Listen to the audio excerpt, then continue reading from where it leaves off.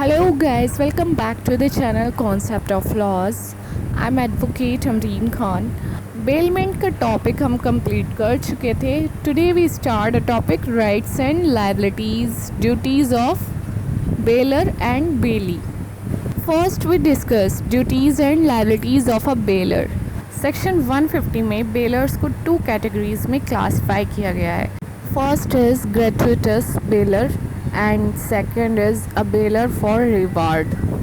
ग्रेचुइटस bailor जो होता है वो बाउंड होता है इस किस चीज़ के लिए, अपना जो गुड्स है उसमें जो भी फॉल्ट्स हैं उसको डिस्क्लोज़ करने के लिए जिनसे कि वो अवेयर है.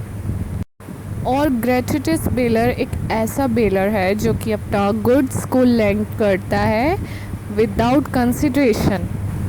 और जैसे कि अगर बेलर फॉर रिवार्ड से कंपेयर किया जाए तो जब तक कि वो कोई कंसिडरेशन रिसीव नहीं करता है तब तक उसकी जो ड्यूटी होती है वो काफ़ी लेस होती है as compared to bailor for reward. जो गुड्स बेलमेंट के कॉन्ट्रैक्ट पर दिए गए हैं उसमें जो भी फॉल्ट है जिससे कि वो अवेयर है तो वो सभी उसको डिस्क्लोज़ कर देने चाहिए बेली के सामने. और बेलर जो है वो इस चीज़ के लिए बाउंड है. अगर वो ऐसा नहीं करता है तो फिर वो उस चीज़ के लिए रिस्पॉन्सिबल होगा, लायबल होगा.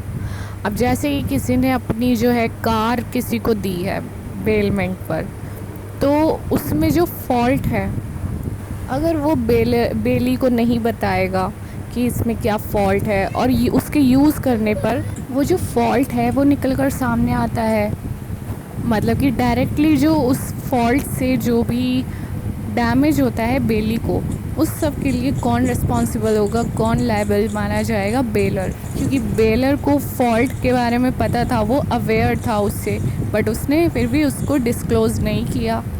बट अगर कोई ऐसा फॉल्ट है जिसके बारे में कि बेलर को ही नहीं पता था, वो ही अनअवेयर था उस फॉल्ट से, तो उस चीज़ के लिए वो लायबल नहीं माना जाएगा. Second is baler for reward. Gratuitous जो बेलर था, ग्रेटिशियस बेलर में क्या था कि जो फॉल्ट्स के बारे में वो अनअवेयर है उस चीज़ के लिए वो लायबल नहीं होगा. और अगर जिस फॉल्ट्स के बारे में वो जानता था, अवेयर था, उस चीज़ के लिए वो लायबल था. तो यहाँ पे क्या है, बेलर फॉर रिवार्ड में क्या होता है कि फॉल्ट जो भी हो जिसके बारे में कि वो जानता हो या ना जानता हो, अवेयर हो जिस चीज़ से, उस फॉल्ट से, या फिर नहीं हो तो भी वो लायबल माना जाएगा, उसी को रिस्पॉन्सिबल माना जाएगा.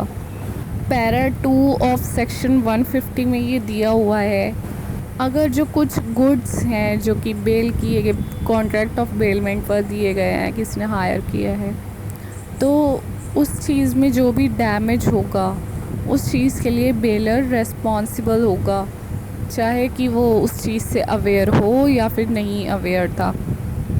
फॉर एग्ज़ाम्पल, ए ने एक मोटर कार हायर की बी से. कार के जो ब्रेक्स थे वो डिफेक्टिव थे और वो अनसेफ थी, तो बी यहाँ पर उस चीज़ से अवेयर नहीं था, उसको इस चीज़ का नहीं मालूम था. तो यहाँ पे क्या होता है कि ए जो होता है उसको इंजरी हो जाती है, तो यहाँ पर बी लायबल होगा, उसको कंपनसेट करेगा इंजरी के लिए. जबकि बी जो था वो खुद अनअवेयर था उस डिफेक्ट से, बट फिर भी वो ए को कंपनसेट करेगा इंजरी के लिए, according to para 2 of section 150. A baler for reward is responsible for such damage, and it is immaterial whether he was or was not aware of the existence of such faults in the goods bailed. तो जो defects हैं उसके बारे में चाहे baler को पता हो या ना हो, तो बेलर फॉर रिवार्ड में क्या होता है, वो उस चीज़ के लिए लायबल माना जाता है. Second is bailor is bound to repay the necessary expenses to a gratuitous bailee. According to section 158, जहाँ पर बेलमेंट के कंडीशंस के द्वारा कुछ जो गुड्स होते हैं उसको कैरी किया जाता है या फिर उनके ऊपर कोई काम, उनसे कोई काम लिया जाता है, उन गुड्स जो भी बेल किए गए हैं, बेली के द्वारा जो भी ये वर्क किया जाता है या फिर उसको कैरी किया जाता है बेलर के लिए, और बेली जो है वो कोई रिम्यूनरेशन रिसीव नहीं करता है। तो यहाँ पर क्या होगा कि जो बेलर होगा वो रीपे करेगा बेली को जो भी नेसेसरी एक्सपेंसेस हैं। बेलमेंट के पर्पस से जो भी एक्सपेंसेस है कौन रीपे करता है? बेलर। बेलर जो है वो बाउंड है, किस चीज़ के लिए बाउंड है कि ग्रेट्यूटस बेली जो है उसको वो नेसेसरी एक्सपेंसेस को रीपे करेगा। Third duty is bailor is bound to pay the loss to the bailee on account of defective title. और यहाँ पर जो बेलर है वो बाउंड है, किस चीज़ के लिए बाउंड है कि बेली को अगर कोई भी लॉस होता है उस चीज़ के लिए बेलर जो है वो बाउंड है। पर इस चीज़ में बेली जो है बेलर को बचा भी सकता है रेस्पेक्टिंग डायरेक्शंस देकर। ऐसा वो कह सकता है कि बेलर जो था वो इस चीज़ के लिए एंटाइटल्ड नहीं था बेलमेंट के लिए, ऐसा कहकर भी वो उसको बेली जो है बेलर को बचा सकता है। Now we discuss duties and liabilities of bailee. अब बेली की क्या ड्यूटीज़ हैं, क्या लायबिलिटीज़ हैं बेलमेंट के कॉन्ट्रैक्ट में, अब उस चीज़ को हम डिस्कस कर लेते हैं। First is duty to take reasonable care. Bailment के कॉन्ट्रैक्ट पर जो भी उसको गुड्स जो है वो डिलीवर किए गए हैं उस चीज़ की उसको रीज़नेबल केयर करनी होती है। तो ये जो है बेली की ड्यूटी बनती है। इंग्लिश लॉ में इसको 2 कैटेगरीज़ में डिवाइड किया गया है, a bailee for reward and a bailee without reward. एक जो बेली फॉर रिवार्ड है उसको गुड्स की ज़्यादा केयर करनी होती है अगर कंपेयर किया जाए ग्रेट्यूटस बेली से। अगर जो गुड्स उसको बेल किए गए जो कि बेलमेंट के कॉन्ट्रैक्ट पर उसने रिसीव किया है गुड्स, उसमें कोई लॉस होता है तो उसके लिए वो लायबल माना जाएगा। इसको क्या कहा जाएगा? ये एक ऐसा एक्ट हो जाएगा उसका कि जो कि नेग्लिजेंट होगा, नेग्लिजेंटली किया गया है, मतलब कि उसकी नेग्लिजेंस की वजह से ऐसा हुआ, लापरवाही की वजह से वो जो गुड्स है उसका लॉस हुआ कि उसने ठीक से केयर नहीं की। एक केस था Martin versus London country council.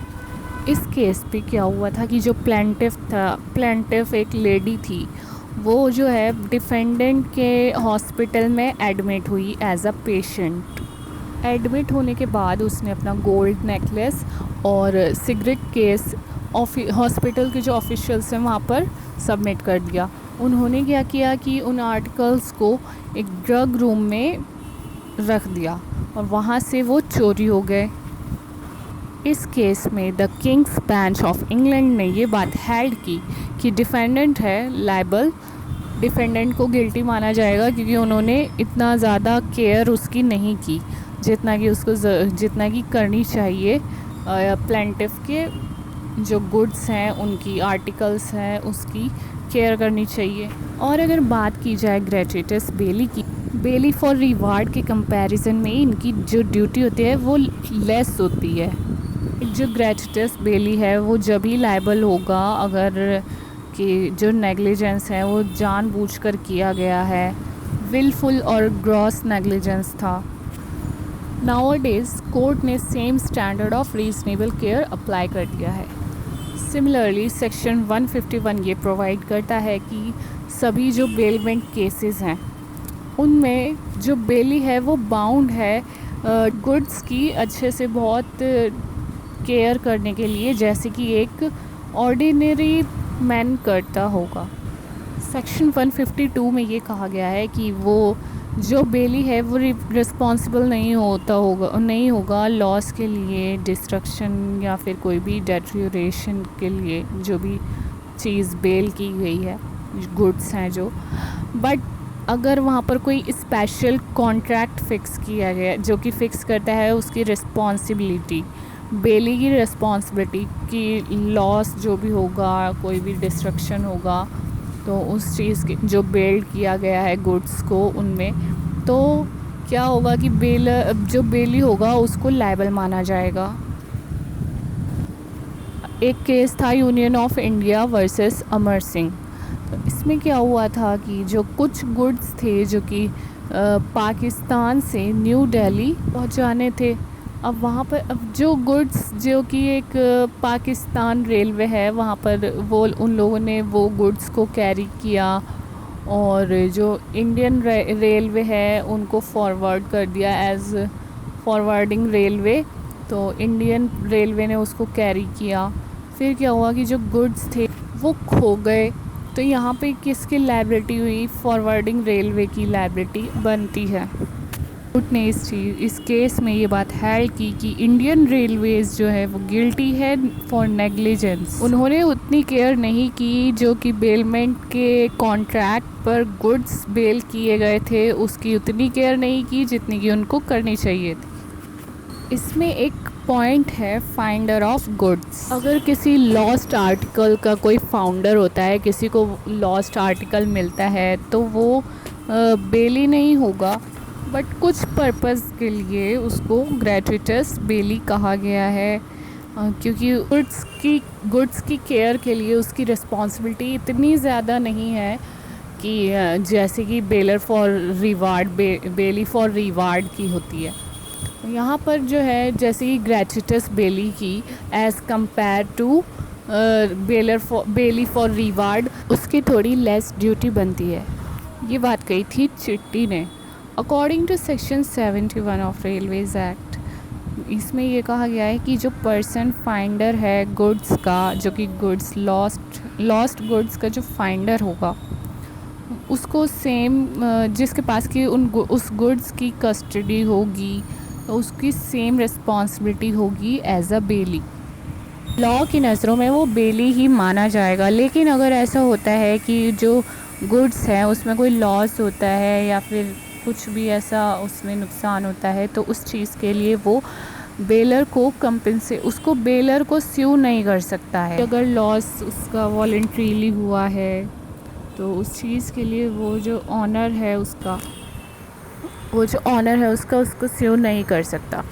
हाँ, अगर जहाँ पर जो ऑनर है गुड्स का वो अगर कोई रिवार्ड कोई ऑफ़र करता है कि स्पेसिफिक रिवार्ड की उस गुड्स को रिटर्न करने के लिए, जो कि खोए हुए गुड्स हैं उसको रिटर्न करने के लिए, तो जो फाइंडर होगा वो स्यू कर सकता है उस रिवार्ड के लिए। कुछ ऐसे सर्कमस्टेंसेस हैं जहाँ पर कि जो मिला हुआ गुड्स है वो उसको सेल किया जा सकता है। जैसे कि अगर कोई जो ऑनर है वो अगर नहीं मिलता है, गुड्स का कौन है ऑनर इसका नहीं वो पता चलता है, या फिर जो ऑनर है उसको लॉफुल चार्जेस पे नहीं करता है फाइंडर को, तो फाइंडर सेल कर सकता है goods. Second is duty to return the goods bailed. According to section 160, बेली की ये ड्यूटी है कि जो गुड्स उसको डिलीवर किए गए हैं उनको रिटर्न करे बेलर की डायरेक्शन पर। बेलमेंट का टाइम एक्सपायर होने से पहले उसको रिटर्न कर दे। जो भी पर्पस था बेलमेंट का उसको पूरा कर दे। सेक्शन 161 ये कहता है कि अगर बेली के डिफ़ॉल्ट से जो गुड्स बेल किया गया था, डिलीवर किया गया था, वो अगर रिटर्न नहीं हो पाता है तो उस चीज़ के लिए अगर वो टाइम पर रिटर्न नहीं किया जाता है तो कौन रिस्पॉन्सिबल होगा? बेली रिस्पॉन्सिबल होगा। उसके बाद से जो भी लॉस उसमें होगा, डिस्ट्रक्शन होगा या डेटोरेशन होगा गुड्स में, तब से बेली रिस्पॉन्सिबल होगा। एक जो केस था union of India versus Amar Singh, इसमें यह था जो गुड्स रिसीव किया था इंडियन रेलवे ने एज़ फॉरवर्डिंग रेलवे, जो कि खो गया था, तो उस चीज़ के लिए गवर्नमेंट को लायबल माना गया, क्योंकि जो रेलवे था वो रिटर्न नहीं कर पाया था गुड्स को रिटर्न करने में फ़ेल हो गया था। और एक केस था Shock and company versus Simmons and sons, जहाँ पर क्या होता है कि बुक्स बाइंडिंग के लिए दी जाती है और वो रिटर्न नहीं करते हैं रीज़नेबल टाइम में, और फिर क्या होता है कि उसके वजह से वो जो है जल जाती है, मतलब कि वहाँ पर आग लग गई और वो जो बुक्स थी वो जल गई। तो यहाँ पर क्या कहा गया है कि बेली जो है वो लायबल माना जाएगा इस लॉस के लिए, क्योंकि इन्होंने रीज़नेबल टाइम पर वो रिटर्न नहीं की, जो गुड्स था उसको रिटर्न नहीं किया रीज़नेबल टाइम पर, तो उसके बाद जो भी लॉस की लाइबिलिटी बनती है वो बेली की बनती है। इसके आगे का पार्ट हम डिस्कस करेंगे नेक्स्ट वीडियो में, जिसका लिंक डिस्क्रिप्शन बॉक्स में दे दिया जाएगा। और नेक्स्ट वीडियो में हम इसके साथ ही राइट्स ऑफ अ बेली भी डिस्कस करेंगे। सो गाइज, आज की वीडियो में इतना ही। मिलते हैं नेक्स्ट वीडियो में, तब तक के लिए बाय बाय, टेक केयर।